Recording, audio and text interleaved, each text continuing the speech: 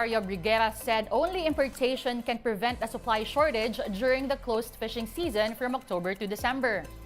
During this time, catching particular fish species is prohibited to allow for proper reproduction. BFAR also invoked sustainability in reply to the irony of importation for a country like the Philippines that is surrounded by water.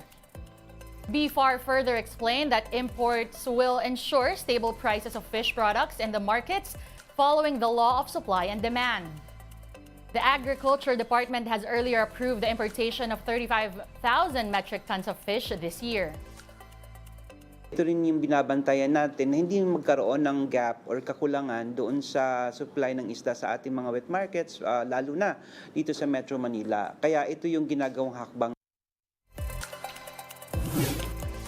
Still on the food front, President Bongbong Marcos is confident of more stable supply and prices of rice in the coming months.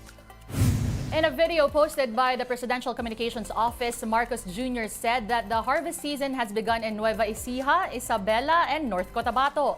From this, the chief executive expects an additional output of 900,000 metric tons of rice, which could help stabilize the cost and stock of the staple. The Agriculture Department sees harvest season peaking in September or October with a yield of over 11 million metric tons of rice. Palay harvest season will continue until November. Marcos Jr. had also guaranteed sufficient rice supply even at the whole duration of the El Nino. Na nagsimula na ang pag-aani sa Nueva Ecija, sa Isabela at saka sa North Cotabato. Kaya ito yung magkakadadagdag sa supply natin. Ang binabantayan siyempre natin yung farm gate price. I think na pagka na yung supply natin dumami at humaba ang ating reserve, mag-stabilize na ang ating mga presyo. The Trade Department has now included rice in the price monitoring of basic necessities and prime commodities. DTI Secretary Alfredo Pascual said that President Bongbong Marcos instructed his agency to help the Department of Agriculture, or DA, in monitoring rice prices. Currently, the price of the staple is at over 50 pesos per kilo. For its part, the DA is verifying reports of price manipulation and hoarding of rice.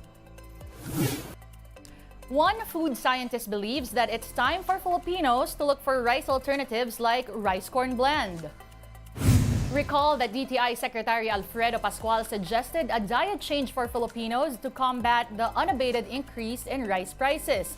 This is a sound idea, according to UP Los Baños Institute of Plant Breeding Research consultant Art Salazar. He told The Big Story that the rice corn blend is a cheaper and healthier alternative and can help the country's food self-sufficiency.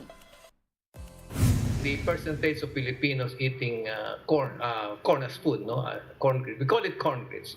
It's only it's less than 10%. So if we could only increase it to 10 or 20 to 20%, then we need not be afraid of losing import window because we have corn. Corn is easier to produce than rice. It does not need irrigation. Corn is rain-fed. And it's also physiologically more efficient. So, mas mura siyang produce. Time to take a quick break. One News Now will be back with more stories after that. Stay with us.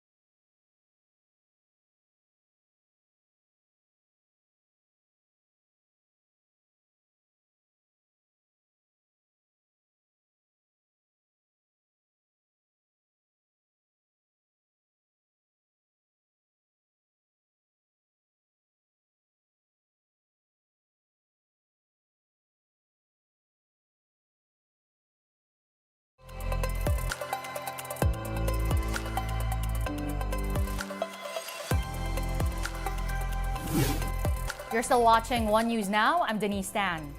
Defense Secretary Guibo Teodoro has reservations over a substitute bill introducing a new pension and retirement program for military and uniformed personnel, or MUPs. That measure was approved by the Ad Hoc Committee of the House of Representatives earlier this week. Teodoro noted that imposing mandatory pension contributions on MUPs without a transition phase will, quote, definitely have an impact on our soldiers. In particular, Teodoro does not agree with the blanket contributions for military personnel, especially those who have completed 20 years of active service. The Defense Secretary added that if the proposed measure is enacted, it will affect the take-home pay of MUPs. He also opposed any form of reduction in the retirement benefits of uniformed personnel. Teodoro likewise reminded lawmakers that President Marcos wants a carefully transitioned pension reform plan. Let's now take a quick look at today's other top stories. President Bongbong Marcos supports a review of the Rice Tarification Law, or RTL, according to Agriculture Assistant Secretary Rex Estoperez. Estoperez claimed that the president has emphasized the need to empower the National Food Authority. Since its implementation, the RTL has stripped the NFA of its regulatory roles, such as import licensing and warehouse inspections.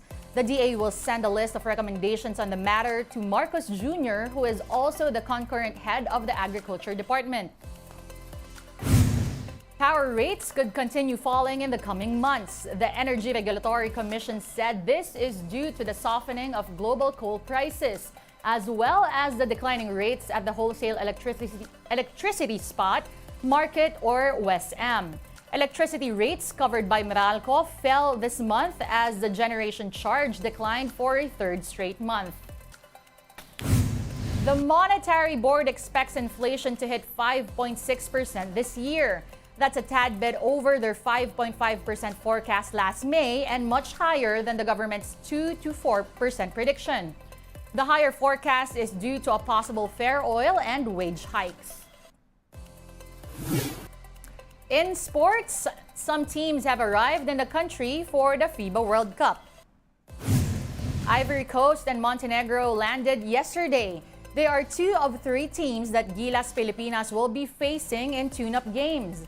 The national team will be also playing against Mexico as part of their final preparations for the tournament. Ivory Coast will face off with Team Pilipinas tonight in a closed-door game at PhilSports Arena before heading to Indonesia. On the other hand, the match with Montenegro will be on August 20. Meanwhile, Gilas has 5 days to submit the final roster for the FIBA World Cup. The national team coaches are set to meet next week to select the final 12 players from the current 16-man pool. Gilas head coach Chot Reyes admitted that the players' fitness is the team's priority right now. He is hopeful that some of the team's key players like Scotty Thompson and Kai Sotto will be in good enough condition to play. Thompson recently recovered from a hand injury, while Sotto was just cleared to play following his back injury. Again, the FIBA World Cup starts on August 25. Support Gilas, support Team Pilipinas. Watch and buy tickets to the biggest sports event of the year. Let us all root for our team. One News Now will be back at 3:15 later for more stories. I'm Denise Tan. We are One News.